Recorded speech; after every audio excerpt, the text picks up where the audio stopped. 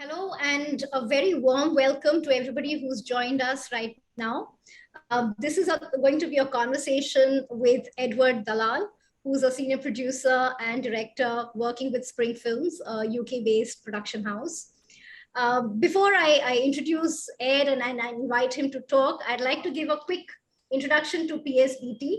Of course, most documentary filmmakers in India cannot but be aware of the Public Service Broadcasting Trust, which is a unique success story and has been mentoring, funding, and empowering the production of independent documentaries since 2000.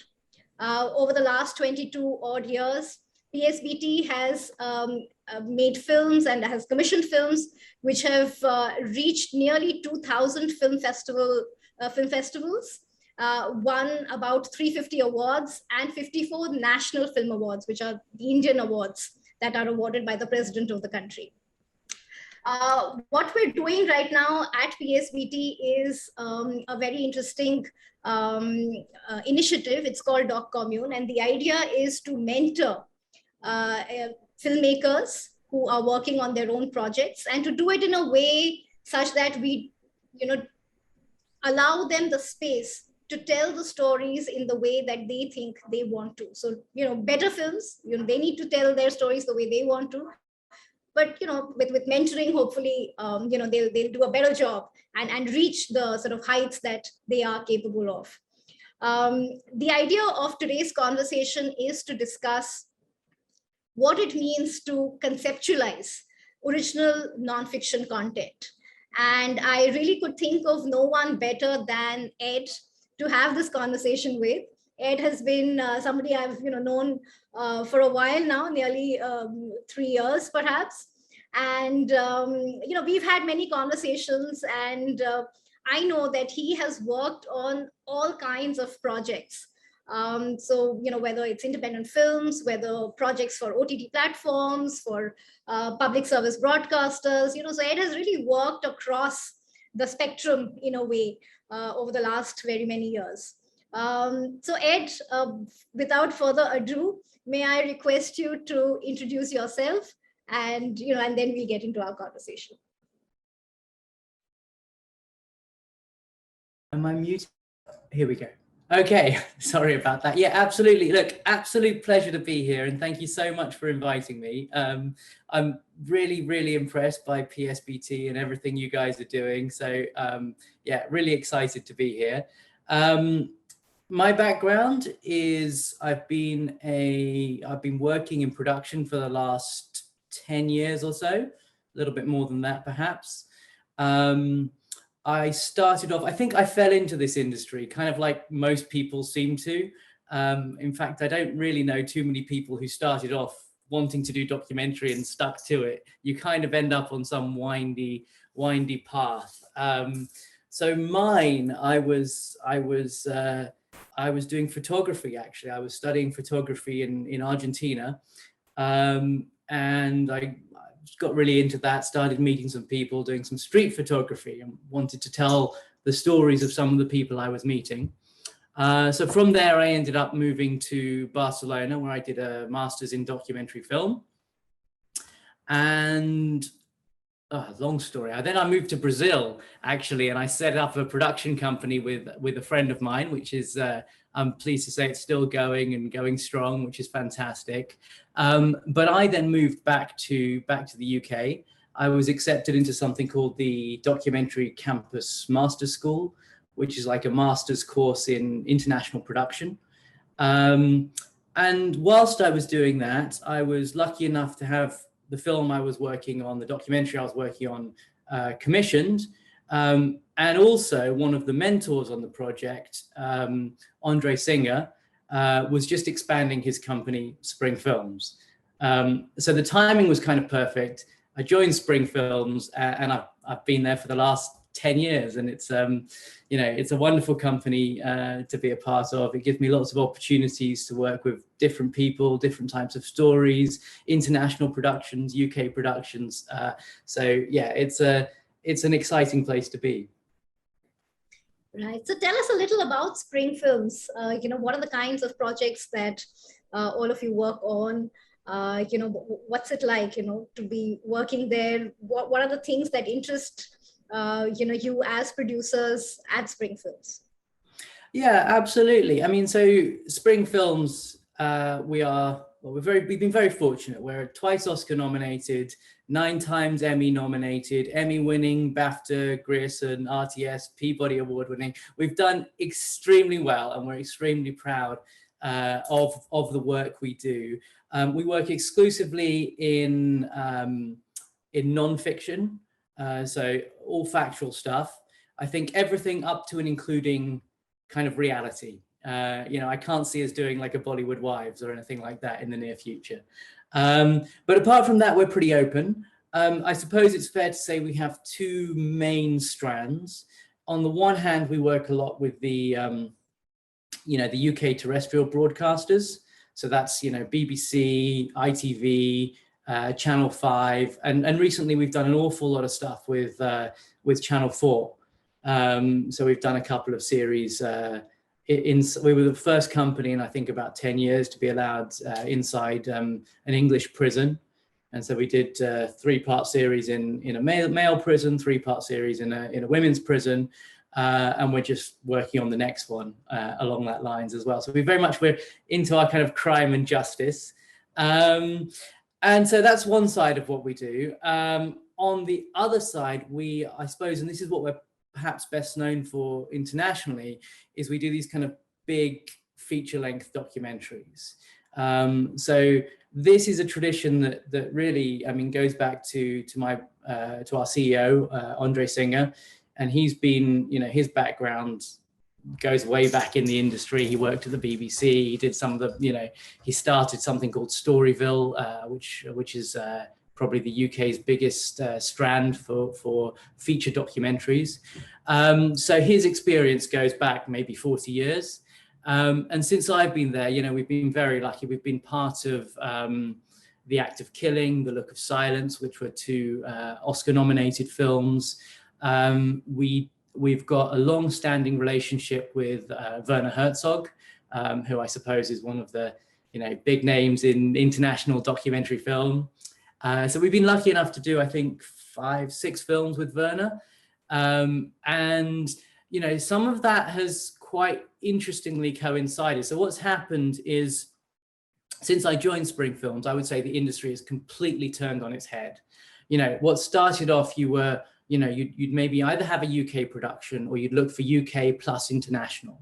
So you'd maybe do UK plus a bit of US money, plus a little bit of European perhaps as well, and you put it all together. What's happened since is the arrival of Netflix, the arrival of the SVODs, and of course this is something that kind of, as it happens, fit perfectly into what Spring does. So we did Into the Inferno for Netflix, which was not their first, but it was certainly one of their early feature documentary commissions. And then since then we've done things like Fireball, Visitors from Darker Worlds. We've done Meeting Gorbachev. We've just released on Discovery Plus Last Exit Space. We did the Emmy award-winning Night Wolf 4, which was then later picked up by Netflix as well. So yeah, we've done quite a lot in that international space, and looking at those kind of big names, big international feature documentaries. So that's what we do. We've been at it. I think the company started in 2006. I've been there since 2012, and we love it, and we love in particular those big international feature docs. Right. You've kindly put together a few trailers for us, so perhaps it would be nice to watch the Spring Films trailer that you have with you, and just for us to get a sense. Yeah, absolutely. Let me figure. I'll just use some screen sharing here. Okay, is that coming across? Not yet.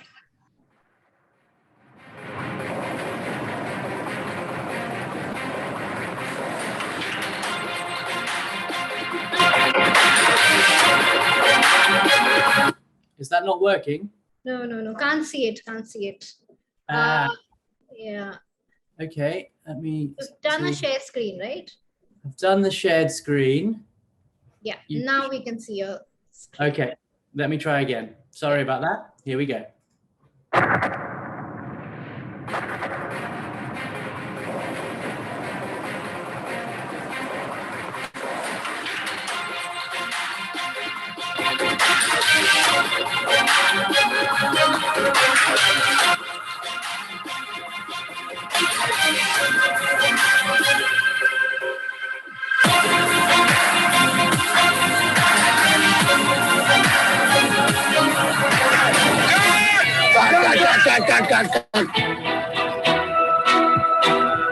Jadi perasaan Mama tinggal cerok di antara pembunuh anak Mama. Army film crews were amongst the first to discover the hidden nightmare of the Nazi concentration camp. Мама предупреждала меня, что доченька, ты ни в коем случае не должна говорить, откуда ты. Иначе приедет черный воронок, и ты родителей никогда не увидишь. The land sinketh, the sun dimmeth. To very heaven soared the hurtling flames of the mighty gods, the engulfing doom. I decided to eavesdrop on one of Babu Rao's classes, where the students are drilled in the highly emotional kind of acting for which Bollywood has become famous. How disgusting! We were so fascinated by this whole idea of like blues, skiffle, lonely, rock and roll, us.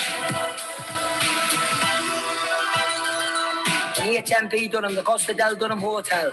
You live in the dream. There's enough prisoners here that if they wanted to make things difficult for us, then they could.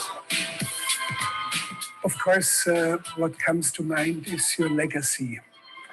And of course, also mortality. What should be on your gravestone? Mr. Alice.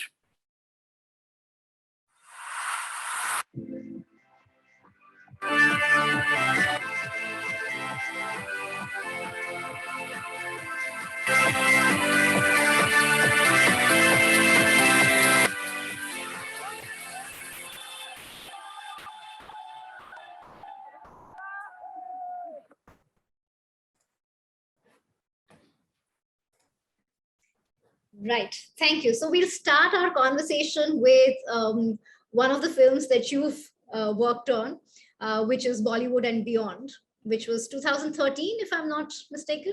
Yeah, I think that's right. No, 2015 it came out. It's called A Century of Indian Cinema, but we slightly missed the 100 years there. Okay.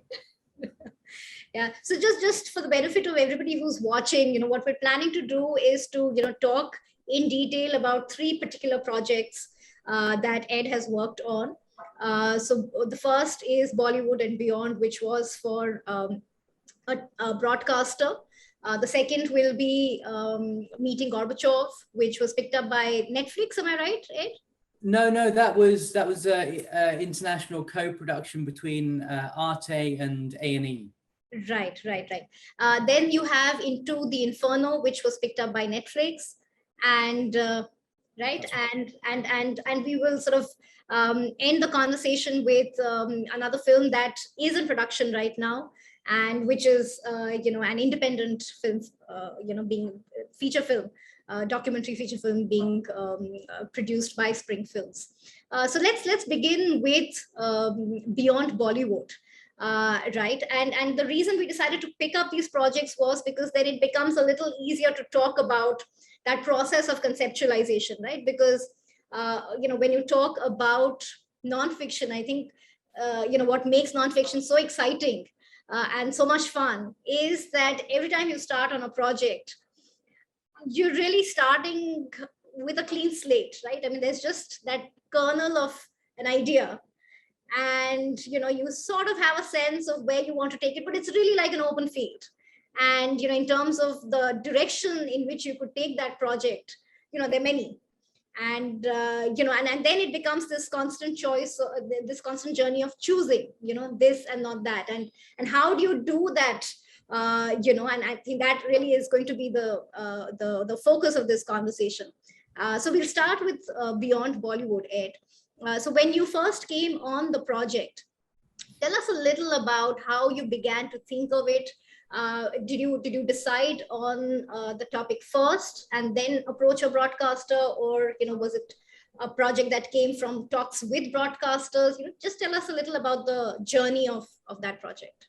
Yeah, absolutely. So this one, obviously, so the conversation probably started even back in 2012, I would say, because the process is often a long one. It often takes several years to get something, first of all, commissioned, then made, then released. There's often quite a long chain. So I mean, it actually started, remember, this is a pre-SVOD world, so we were looking mostly to the UK terrestrials, plus potentially any, European or US sales. That was our business model. So this one actually came as a result of, one of the ways that a lot of stuff gets commissioned is they look to anniversaries. Especially back then, anniversaries were kind of a bigger deal because it gave an excuse to release a program, and it gave an excuse to create those kind of press column inches that you get with publicity. So this was simply me actually looking ahead at what was coming up in the years ahead, what 100-year, what 50-year, what 200-year anniversaries there might be. And as I was going down the list, some of them are so obvious that 100 companies are going to be working on them. Some of them are not big enough and they're just not going to attract an audience. And as I was looking down this list, I came across the very first Indian feature film. And I think that was that 1913, if I'm not mistaken. I hope I'm not wrong about that. Someone will correct me if I am. But that seemed to me to be, a really interesting story to tell. And so from there, I kind of did a little bit of research, and I'll be totally honest, I had no knowledge of Indian cinema. I had no knowledge of Bollywood. I maybe had seen one film before, maybe not even that.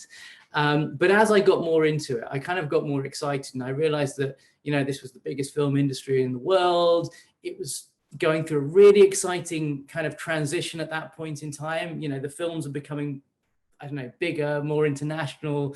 And so you just kind of got more and more excited by it. So then it came to, well, okay, how do we present this to a British audience, to British commissioners? And so really the main process was that we realized it needed a presenter. It needed someone to kind of host us, take us on a journey from a kind of Anglo-Indian perspective. And at the time, and I'd say probably still today, in Britain, the most famous British Indian is Sanjeev Bhaskar. And I don't know, some of you may know him over there. I know he's got a bit of a cult following. But in the UK, he's obviously very famous. He's done an awful lot of stuff, and fast on his way to becoming an institution, I would say, in this country. So we approached him and his company, and by pure coincidence, they had been toying around with the same ideas. So we decided that rather than compete with one another, it was much better to get together, do this as a co-production.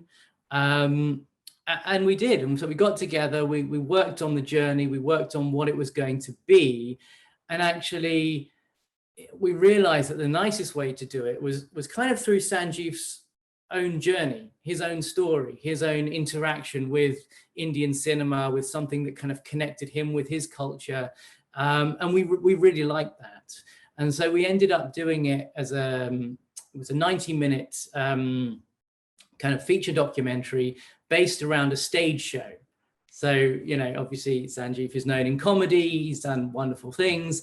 And so we decided that we would do a stage show to kind of anchor the whole thing. He would tell a few stories and it would take us on, a little journey.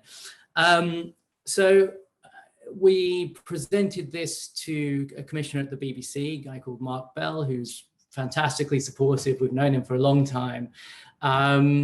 And we went in and we all kind of, big meeting with all of us, had a discussion about it, what the shape would be. And relatively quickly, we moved into the commissioning phase. And then, that's kind of, in a way, it feels like you've achieved something huge, and you've done it, right?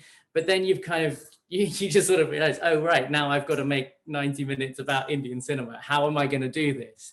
And so what it became was an incredible exercise in logistics, in trying to contact the biggest names in the industry, and it took the best part of, I think, 6 months or so to put everything together, giving us a 3-week window, 2.5-week window to film the project. We traveled out to India. We spent most of our time in Mumbai. We went down to Hyderabad, briefly to Goa, briefly to Pune. And we were lucky enough. We got, some of the most fantastic stars in the industry. We met, Amir Khan, Kareena Kapoor, Saif Ali Khan, Asha Bhosle, who at some stage I want to adopt as my grandmother. I think we made a really nice film, a really nice introduction to Indian cinema for British audiences. I should have started with the trailer, shouldn't I? Yeah, absolutely. Let's watch it now. Let's watch it anyway.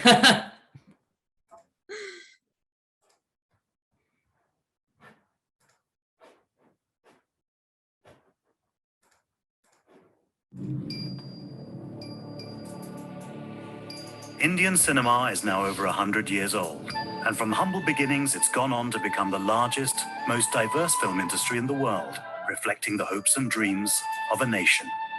That's what's probably unique about Indian cinema, that it has hope in it.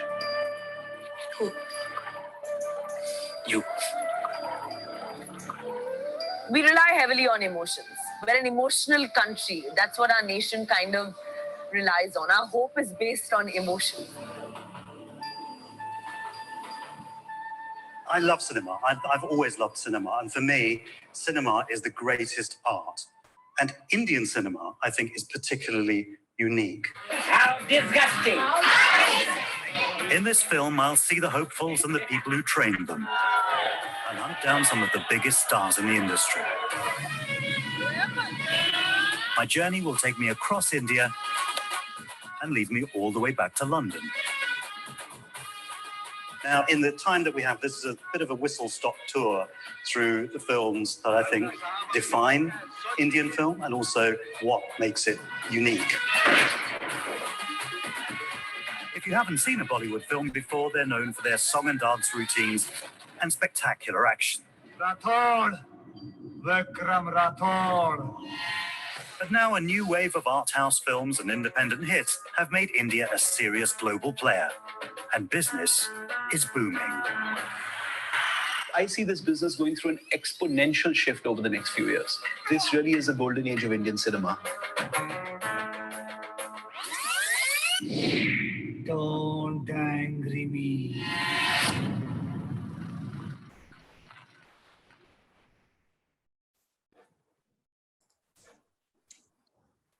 Right. So that, sorry. Well, I just wanted to say about that. So I think that kind of, gives a sense of what we did in the film and the journey of the film. As it starts again, I have to stop the trailer. But really, I think from a personal point of view, this project kind of opened my eyes to not only the film industry in India, but the extraordinary level of talent, the storytelling, the stories that were there, the people that were there. And I just thought this was just absolutely extraordinary. And one thing struck me, even at this time, and in fact, it was something, I think it was Vidhu Vinod Chopra, he said to me that, there really isn't, and at this time, it's maybe changed now, but there really isn't an indigenous documentary production industry. There's the odd film that kind of gets through, but there's not an industry as such. And it always struck me as, if you've got such amazing talent and capabilities in the fiction film world, and the stories are certainly there. You know, why can't this translate into documentary? So yeah, that's something that yeah, I guess I hope happens. I think it is happening, and you know, I would love to be a part of that. Yeah, I guess it doesn't reach international shores as often as it could. I mean, of course, I mean, there is, I think, a very vibrant culture of the nonfiction in India, and of course, I mean, this particular project looked specifically at Bollywood or the Hindi film industry, and as you know, I mean, India is a huge country, and you know, we have lots of you know, other you know, film industries you know, across the country. So there is that as well. But tell me this, I mean, so when you started thinking about this, I mean, so the two things that I think come to the fore immediately. One was that, you know, you decided as a team to look at it through Sanjeev's eyes. So he really became the link, and that was actually a very smart way of dealing with what otherwise is overwhelming content, right? Because I mean, what do you talk about and what do you leave out? You know, I mean, and that's the constant thing when you're looking at a, you know, at a film like this, right? And how really can you represent the whole of the Hindi film industry through 90 minutes, right? So it's impossible. It's, you know, you just can't. And actually, it was, you know, we did a little bit of sort of more Indian film industry. It wasn't just Bollywood, but we didn't, you know, we honestly didn't have much of an opportunity. We had to condense 100 years and an entire nation's filmmaking into 90 minutes. So we did get a chance. We went down to Hyderabad. We saw the filming of Bahubali, which was absolutely incredible. But it's true, the only way realistically to do it, to condense that into something digestible for an audience, is to do it through Sanjeev's personal journey and his eyes. And so for him, he was closest, it's true, to Hindi cinema. So we got a lot more of that. But all this could ever be, all this ever really aspired to be, was like the tiniest of tastes. You know, hopefully, you know, if a few people tuned into some of these films, then that's all we could ever hope to achieve, really. Absolutely. So I mean, the way I see it, so there was Sanjeev, you know, so that was one thing, and the second sort of very smart trick was the whole stage show kind of thing, which is again a very unusual way to deal with a non-fiction sort of subject, right? And I find that very interesting. So just wondering again, were you just sort of playing off his personality, you know? Yeah, exactly. It's his personality and his talent. I mean, that sort of stage show background kind of goes to his background, you know, how he began and what he's good at. And it just became a way for him to tell his kind of personal story, as well as this sort of story of Indian cinema, which again had to be through that lens. There was just no other way to do it. But no, it became nice because it gives you a personal journey to go on. Right. So next, should we talk about the film where you worked with Werner, Meeting Gorbachev, which I think you were closely associated with? Absolutely, yeah, absolutely. So Meeting Gorbachev was a little bit later, I would say. You know, things were starting to, the international market was starting to coalesce. The SVODs were, you know, kind of being, I guess, more significant. But this one came about, as I think a lot of documentary projects come about, is it started off with kind of just with, you know, relationships with commissioners. And this one goes back a long time. So I think back in 2012, if I'm not mistaken, I had made a film called The Lost Relic of Christ, which was commissioned by MDR Arte. So we got to know the commissioner very well. And with the same commissioner, we then produced the Emmy-winning Night Will Fall, which was sort of a big documentary about the Holocaust and about a film made to show the horrors of what was going on in the concentration camps.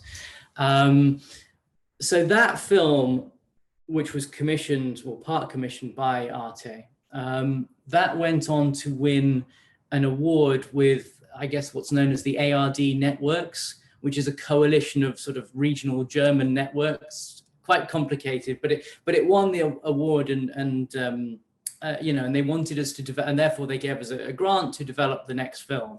And so we were talking about it, and working with the commissioner. The one we came up with was Mikhail Gorbachev.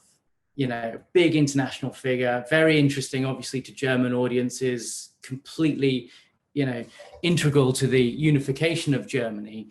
And so we started looking into it. We started looking into, you know, how we could do it, who could tell this story. And at the same time, two things happened, two, I think, extraordinary things. The first is that via you know, a producer that we know and had worked with before, we were able to get access to Mikhail Gorbachev himself. You know, and he said, yes, I will be a part of this documentary. And that first and foremost was, you know, without that, nothing else, because you have to have, you know, you have to have the name, otherwise you can't make the documentary. And that was, you know, obviously extraordinary. And then it was a conversation with our CEO, Andre Singer, and Werner Herzog, who I think they've made like 17, 18 films together. So they've got a long track record. And they were talking, and this project came up, and obviously Werner had this incredibly personal connection to it. You know, he had lived through unification, he had seen these events transpire, and he had, I think, in some ways, you know, admired Gorbachev. And so he said he wanted to be part of this project. It ended up being a joint directing between Werner and Andre. And I think at this point, before I keep going, I'm actually going to show the trailer this time. So.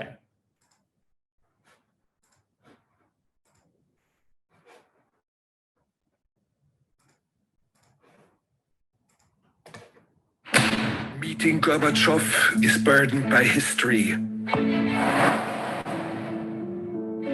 Please allow me to explain myself. I'm a German, and the first German that you probably met wanted to kill you.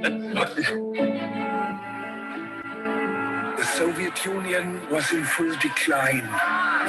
То, что мы делали, все-таки направлено на преобразование.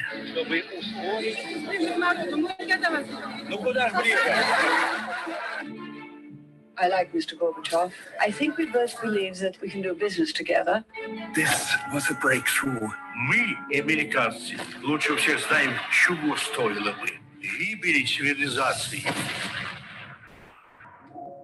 Głęboko wierzył, że da radę zreformować Komun. Więc go zachęcaliśmy, brawo, mówiliśmy, żeby reformował. Wiedzieliśmy, że wyjmie pewien element i to się zawarli.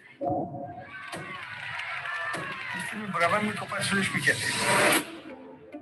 The forces Gorbachev had unleashed triggered independence movements in practically all corners of the Soviet bloc. Das hat es in der Geschichte noch nie gegeben. Visibly for the entire world, the Iron Curtain started to be lifted. However, Austrian evening news was clueless about the magnitude of the event. Their lead story was about slugs. А почему же вы, когда вот этот процесс шел, я головой, как говорят, об стенку бился? Такие люди, которые не понимают важность продолжения сотрудничества, такие люди не должны места иметь в политике. I would like to hear what should be on your gravestone. Мы старались.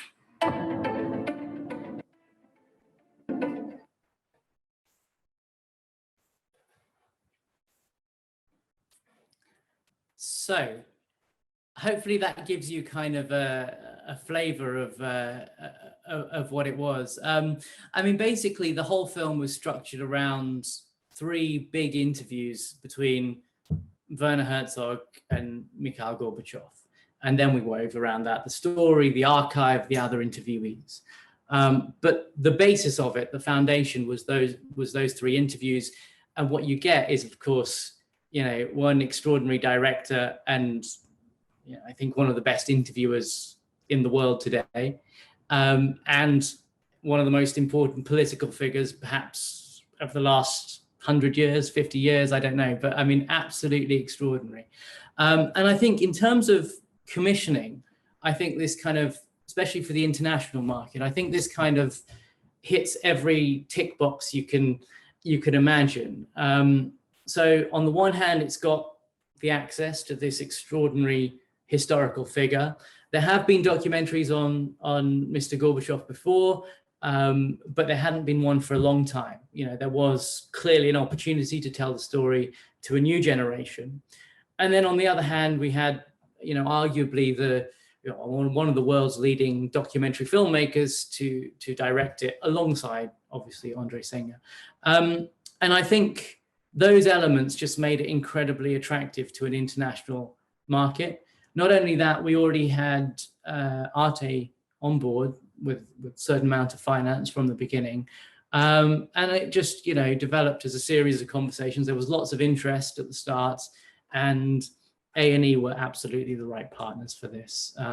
They supported it for theatrical release. So I think it was shown in around 200 cinemas or something in the US, probably about 20 or 30 cinemas in the UK, which is, very big for a documentary. And I think it then was shown either on History Channel or via distribution, in about something like 100 territories. I mean, don't quote me on the number, but it certainly went global.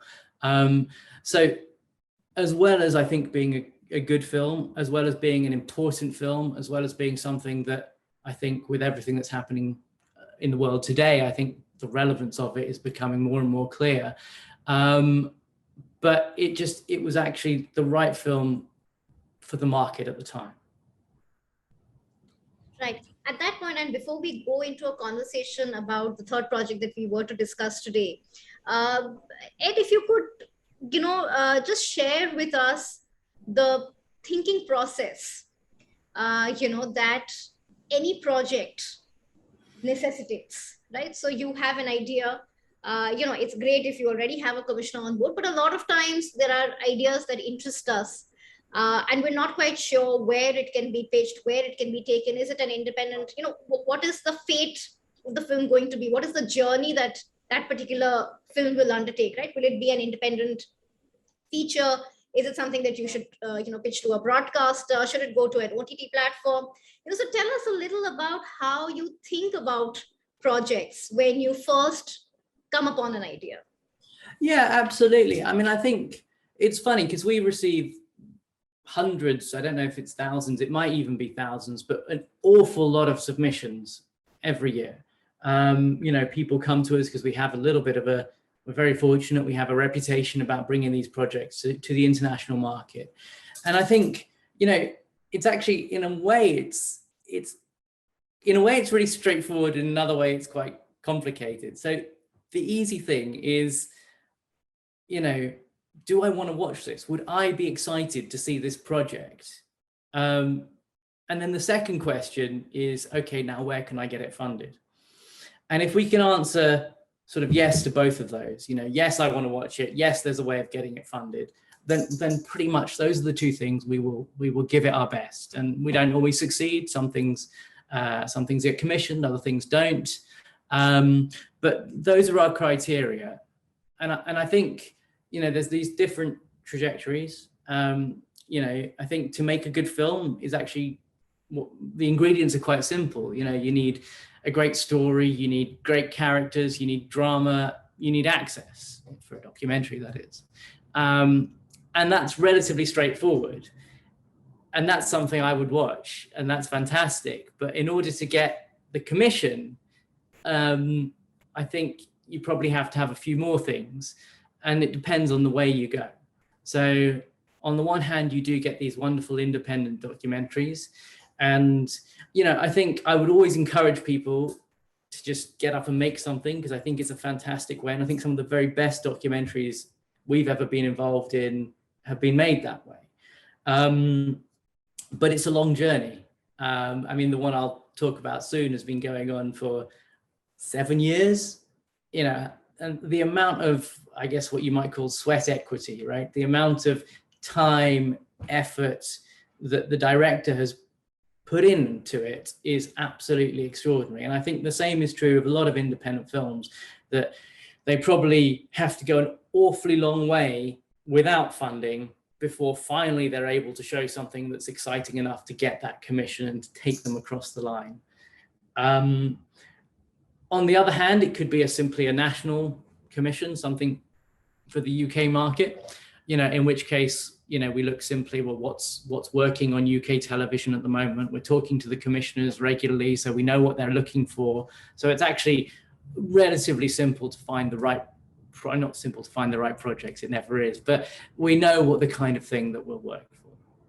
And then on these international scales, if we're looking at something that's going to go on Netflix, Apple, Amazon, Discovery, A&E, all these big international networks, then the truth is we have to run a quite, brutal filter. And I think Meeting Gorbachev kind of shows a lot of things that these films need to get that commission. On the one hand, the story. I mean, I guess the decline and fall of the Soviet Union, the man who stopped the world from going into nuclear Armageddon. I mean, whatever strapline you could choose, the story is extraordinary. The character, obviously one of the most charismatic politicians of our time. But then the two things that I think make it, we've got access to the man himself, who is, still today, a huge name, a name that will resonate globally, that people will flicking through a million channels, they'll go, okay, that's something I could watch tonight. And then even more than that, and this is something that often you need, and often the two go together, is the big name director. And once you're able to put those two elements together, there's never anything guaranteed in this world, but at that point, I think we all had a certain confidence that this would get commissioned, that it would get made, that it would be a wonderful film. Yeah, so I mean, it's almost like, one of my favorite analogies is to say that, it's really like you're content detectives in a way, you've got something, an idea that you really want to work with, and then you try and figure out, okay, which route should this project take, which route should this film take, and hopefully, and with more years, I think you start to get it right, because you get a sense then of, what works where. So just to tell everyone, we will talk about a third project right now that Ed is working on right now. And after that, we will open it up for Q&A. So there's a little icon that you see at the bottom of your screen which says Q&A. So if you have any questions, please put your questions there, and we'll take them up. So Ed, if you could talk now about this third film, which is an independent feature, and where, like you said, it's been 7 years in the making. So tell us a little about that. Absolutely, yeah. So this one is, I think, in some ways a classic example of the independent feature documentary. And I have so much respect for the director, Ila Mehrotra, who's born in India, lived most of her life there, moved to the UK, lives in Wales. And she's been working in the film industry or the documentary industry for maybe 10 years or so, but this has been her passion project for the last kind of 7 years. And she's done everything on her own. So raising a little bit of money, some family and friends, a little bit of film fund money here and there for development, but fundamentally it's her own time and effort over 7 years. And I think what she's got is extraordinary. You have an amazing set of characters. I should tell you the title, actually. It's called India's First Best Trans Model Agency. So it's about a group of transgender or Hijra people who form a model agency and hopefully go on to have launch the agency and have a big catwalk event that will launch the agency onto the global stage. What she's got is these absolutely amazing characters, and I think that's that. They kind of jump out from the screen. They share their lives. It's so wonderfully intimate, It's beautiful. The film looks wonderful. You know, really, I guess, proud of how it looks, and you know, the big events that she's been able to film are just spectacular, and will be even more spectacular, I think, as we come to finish it. And really, so she'd been working on this, I suppose, on her own for 5 years. She brought this to Spring Films. We saw that there was, you know, a lot of those elements that we look for. And we, you know, to be honest as well, we also saw it was hitting a zeitgeist. You know, trans issues are very much in the news at the moment, in the UK, in the US, all around the world. And we felt that this was a story that hadn't been told before, we hadn't seen before. Probably familiar to a lot of you guys watching, but certainly from a UK or an international point of view, this was something a bit different. So we got very excited. You know, brought Illa on board. She came on as a director for Spring, or this project was with Spring.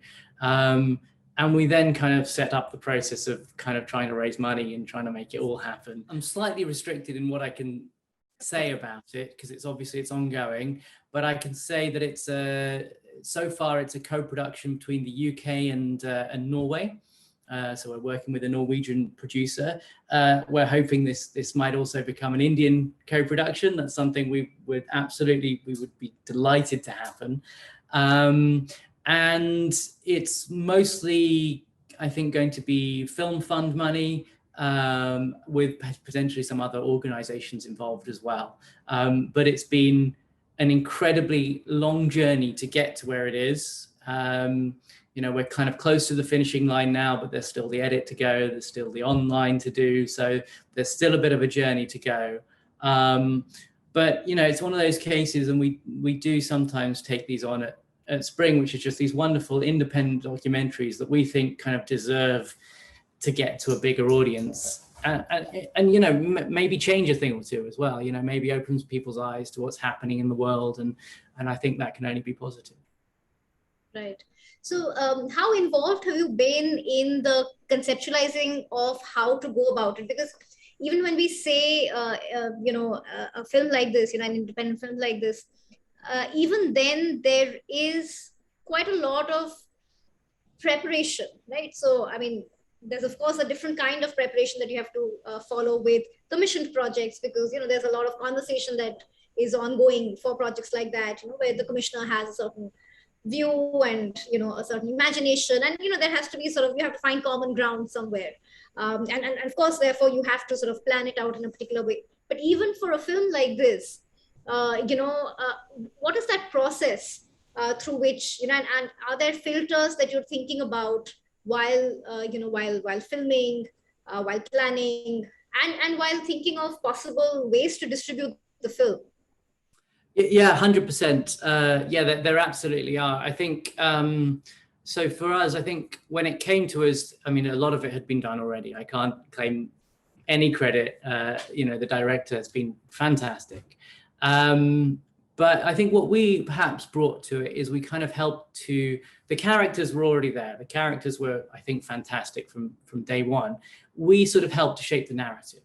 And I think the thing that you're looking for in a narrative like this is to simplify it as much as possible. What is, you know, all the complexity can weave its way around whatever story you're telling, but the story itself should be simple, should be something you can explain in one line. So in this case, it's, you know, launching India's first ever trans model agency and trying to set up the first ever catwalk. And I think that's simple. That's something everyone can grasp. And around that, you can weave your themes, your personal stories, everything else. But that simple trajectory just is something that an audience can immediately grasp, and therefore a commissioner will immediately grasp. So that's kind of been our, I suppose, influence on it. And then beyond that, it's a little bit just reaching out to different contacts, different markets, different co-producers, because this has always been one of those where you will put it together from different pots. And, you know, I'm really glad of that, because sometimes that's, you know, you can make wonderful films that way, and it gives you kind of a, you know, a different filmmaking process. So, you know, and I've got to say, the thing I'm really passionate about here is, you know, I'm very happy that it's a, you know, Indian director, I think, is fabulous, or, you know, Indian living in the UK at the moment. And I think that's something I'm just really happy to support. And I'm really happy. I would hope this becomes a co-production with India, because I think it deserves to be. And I think it needs to be, I have so limited experience of the country. I can give my advice about narrative, about structure and all of that. But fundamentally, this is an Indian story. And I think those voices should be the ones telling it. Right. And I think that's a really useful sort of advice to sort of take back from this conversation, which is that although there will be complexity, I mean, when you're dealing with anything that's nonfiction, complexity is sort of a given, but to keep that log line really simple, to keep the main story really simple. And I think, especially in India, because there are so many layers to reality, right? Even more so in a country like, because, why, right? And sometimes I think as filmmakers, perhaps we get a little too caught up with that. And I think that's really useful advice. And you were talking about Indian co-producers and co-productions, etc. And one of our first questions, in fact, is about that. So Diganto De is asking, how can an independent documentary filmmaker access the UK market? For distribution, he's asking, but also co-production, because there are many sort of avenues that open up when there is a co-production between the two countries. So just your thoughts on that. Yeah, I mean, I'll be completely honest and say it's not easy. It's a very, very difficult market to get into. If you look at British television at the moment, terrestrial television, that is, there's basically one strand left that does feature documentaries. It's called Storyville. It's on the BBC. They do fantastic stuff, but obviously there's a limit to how much they can possibly commission. The other truth of the matter is, when you see content about India is also relatively limited in the UK. We are, I always think these things go in cycles. And I think at the moment we're looking a little bit inward on television. And I think there are other times when we start to look to the world and we get maybe more excited by it.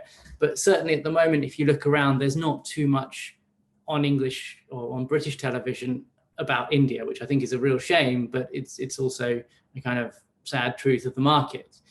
Now, that said, there are potentially other avenues and other ways of doing this. So I think, as I was saying earlier, I think one of the things that's happened in the last 5 years is that, well, once upon a time, there was a series of national markets that sometimes came together, made a project together.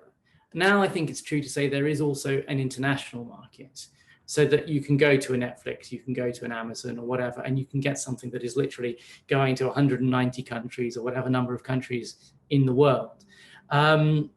So I think there is the possibility. I think so far, for example, Netflix is just starting to dip their toes into factual documentary content coming from India. And I think that's mixed. I think starting to be Indian content produced in India, but also there's a lot that's coming through London. And I think that's to do obviously with relationships that go back a long time, and I think that will change. But at the moment, I think that's one of the routes that projects are going through. So how to approach the UK market? I think first and foremost is you probably need a co-producer in the UK, someone who knows that market, and you need a story that's going to resonate internationally. I think even for the SVOD, it's not enough that it's a story that's big in India. It has to be a story that can be watched in India, but also in the US and also in Brazil and also in, wherever you can think of. It has to be international. So in a way, you need to look at those things. Do you want me to talk more, Aparna, about those different kind of areas that I think are big at the moment in terms of international commissioning, or we can why not I think it would be quite interesting. Yeah, so I mean, I think it's sort of, things have, in a way, everything got bigger, and in another way it got smaller. So it's clear that the things that are really, really working globally are, I would say, first and foremost, crime. We've all seen the big, international, ever since Making of a Murderer, right? And I think there's an awful lot of big crime content that is working internationally. So that's on the one hand. The next thing is sports. What is an Indian equivalent of The Last Dance? That was such a huge documentary. It went everywhere. Or something like F1, Drive to Survive. They're working. They're generating millions of viewers. These things will continue for a long time, I think. Maybe a smaller category, but could still work. Biographies. Stories about amazing individuals. I think they're harder, and I think they need to be, the top. They need to be the names that are kind of, recognized in India and internationally. Could be a Bollywood star, could be, I don't know, just an extraordinary story. It could be, there are many different areas I think it could be, but it's someone who needs to be recognized globally. And the final category, which I often hear called stranger than fiction. And it kind of needs to have the, just that wow factor, just something that is so extraordinary that you kind of have to keep watching. And I think the best example in many ways, maybe you like it, maybe you don't like it, but is probably something like Tiger King. That was, I think still to date, I might be wrong, but it was certainly one of the biggest successes that Netflix has had in factual content. It was talked about around the world. And it was, it did those things that we talked about. It was extraordinary characters, extraordinary story. But I think it also went a step above. It was just kind of had that wow factor. And I think it'd be interesting to know, well, what is an Indian equivalent of that? What is the story that's so extraordinary that you have to watch the next episode? Right. So also tell me this, Ed, what's your take on this? It's different, of course, when it's a commission project and, then you have to decide on the kind of cameras you use, etc. But when it's an independent feature, a lot of times, like you said, it's a journey, it's a solo journey, it's a lonely journey. And there's no money for a very long time. So how important is it to, say, film on a 4K cam? Is the footage more important? Or is it the quality on which it's being filmed? Yeah, it's a good question. I think, look, when you get a commission, they will look at your camera, they will look at your filming quality, they will look at the, there are certain broadcast specs, which I think you can probably access on the different broadcasters' websites. And it's good if you can hit them, and it's really useful. Having it in 4K opens potential other channels, because some channels will only be commissioning 4K content or be actively looking for 4K content.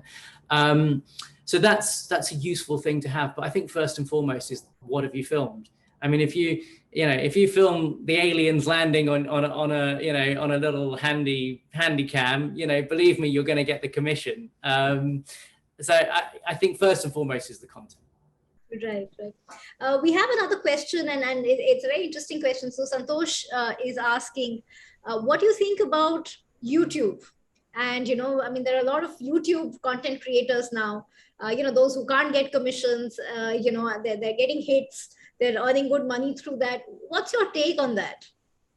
I think it's amazing. I think it's absolutely fantastic. And the more people, I'm putting myself out of a job, but the more people can bypass the standard production process, then the better.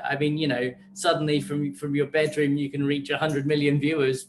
Fantastic, and you're making content that people want to watch. And sometimes it can cross over. Sometimes it can go from YouTube to, am I right, Aparna? Is it the Creative Indians? Did that start out as a YouTube, and it went on to, was it Netflix or something? It's on Netflix, but I'm not sure if it started off on YouTube. Yeah, I don't know the process of it, but I think that journey is just really exciting, and the more people can bypass the standard model, then better, Okay. Yeah, absolutely. I'm going to look at the other questions we have. Okay, so Shruti wants to know where one can find reliable sources on process, ideation, how do you, so she's a first-time documentary filmmaker, and, she's wondering how to prepare herself and how to, skill up in a way, how. So any thoughts on that, Ed? Was in film courses and film studies, you mean? No, so I'm guessing she's not interested in courses. Maybe she's already been through a course. But really, if you want to, learn a little more, what are the resources? What are the resources that you can access? If for instance, you mentioned these different sort of what was it that you went to?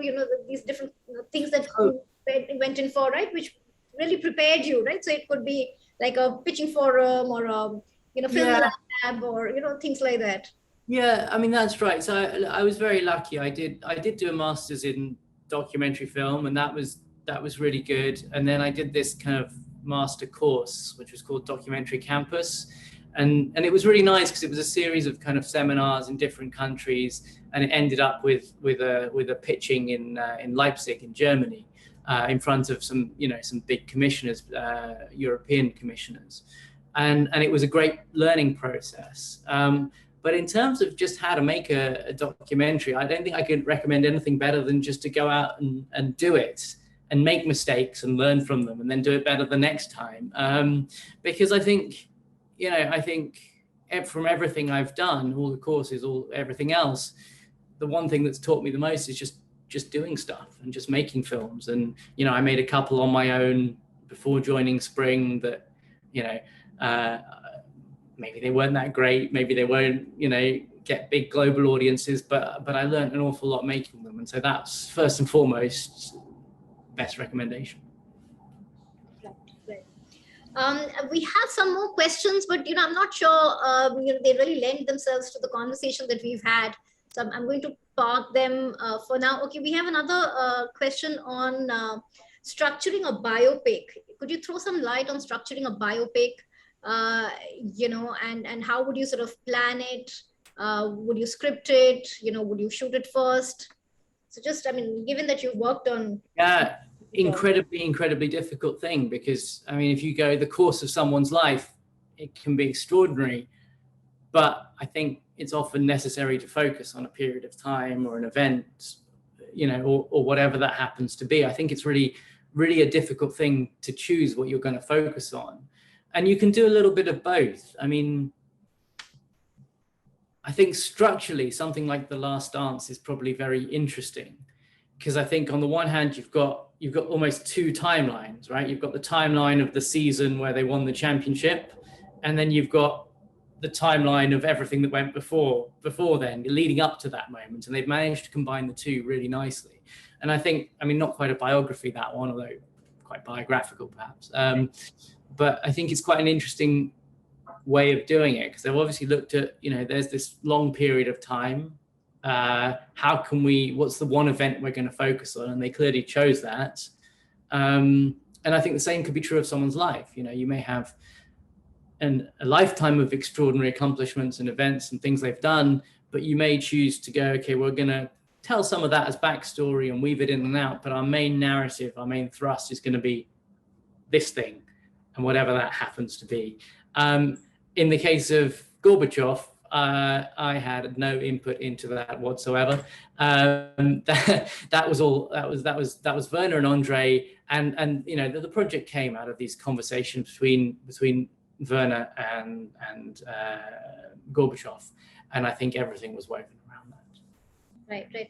So, one of the critiques which often comes along for content, for broadcasters, or now even OTT platforms, is that it sort of, follows a certain mold. And this is exactly what Rebana is asking, Rebana John. She's asking, what is the role of experimenting, when you're talking about broadcasters or OTTs? Are they pretty much, is it pretty much a certain kind of mold that they're looking for, a certain template that they're looking for, and you have to sort of tick the right boxes, make sure that, those story points are hit, those emotions are sort of, serviced. Yeah, weirdly, I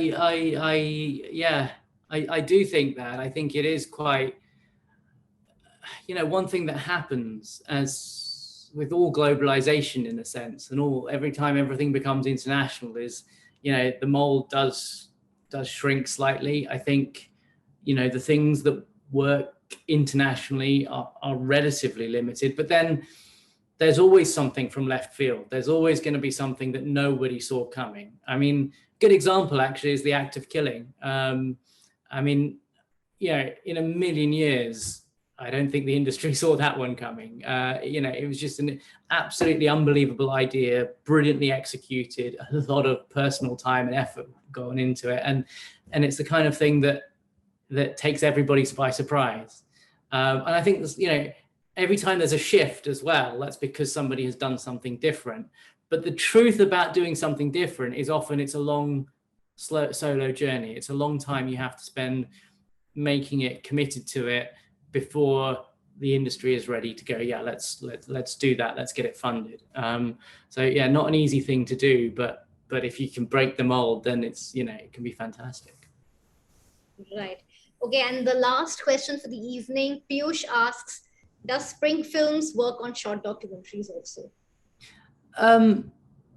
No, is the short answer. I mean, that's not quite true. We've done some short documentary content for Yahoo, actually, way back when Yahoo was a thing.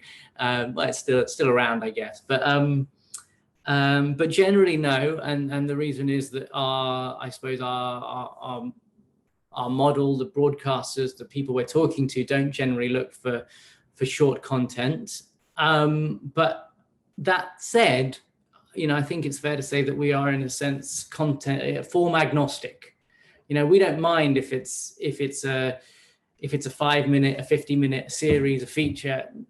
That doesn't matter. If we can find a way to get it made, and if we want to make it, if we get excited by it, then we'll do it. It just happens that at the moment the funding model tends to be more like maybe singles a little bit, definitely series, feature documentaries. Those are the standard models, and those are the ones we work with day in, day out. But there's always another avenue. You never know. On that note, Ed, I'd like to thank you for this illuminating conversation. It was great fun talking with you, which really was the only tick box that box we wanted ticked at the end of this conversation. I think we've managed to do that. So thank you so much for sharing your experiences, your journeys with us, and we hope to keep in touch with you, PSBT and Spring Films in the coming future. Yeah, look, absolutely. I think this is a fantastic organization. I think what you guys are doing is amazing, and for that next generation of documentary filmmaker, I just think what a great thing to be doing, and I can only encourage people. Thanks so much, Ed. And with that, we come to the end of this conversation. We'll be back again next month because this is a monthly series that we do. So keep an eye out for that email from PSBT and, of course, our social media channels. Thanks so much. Thanks, Ed. Thank you.